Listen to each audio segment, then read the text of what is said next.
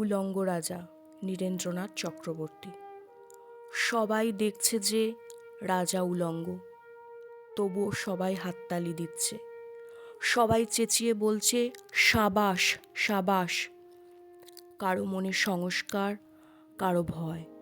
কেউ বা নিজের বুদ্ধি অন্য মানুষের কাছে বন্ধক দিয়েছে।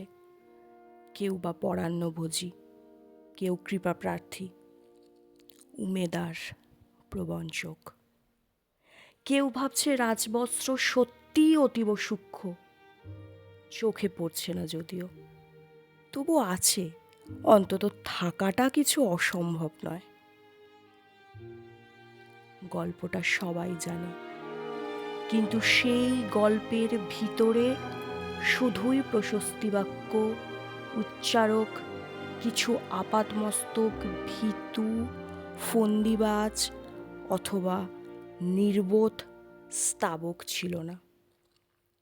একটি শিশুও ছিল, সত্যবাদী, সরল, সাহসী একটি শিশু। নেমেছে গল্পের রাজা বাস্তবের প্রকাশ্য রাস্তায়। আবার হাততালি উঠছে মুহুর্মুহু। জমে উঠেছে স্তাবক বৃন্তের ভিড়। কিন্তু সেই শিশুটিকে আমি ভিড়ের ভিতরে আজ কোথাও দেখছি না। শিশুটি কোথায় গেল? কেউ কি কোথাও তাকে কোনো পাহাড়ের গোপন গুহায় লুকিয়ে রেখেছে? নাকি সে পাথর, ঘাস, মাটি নিয়ে খেলতে খেলতে ঘুমিয়ে পড়েছে কোনো দূর নির্জন নদীর ধারে, কিংবা কোনো প্রান্তরের গাছের ছায়ায়? যাও, তাকে যেমন করেই হোক খুঁজে আনো। সে এসে একবার এই উলঙ্গ রাজার সামনে নির্ভয়ে দাঁড়াক।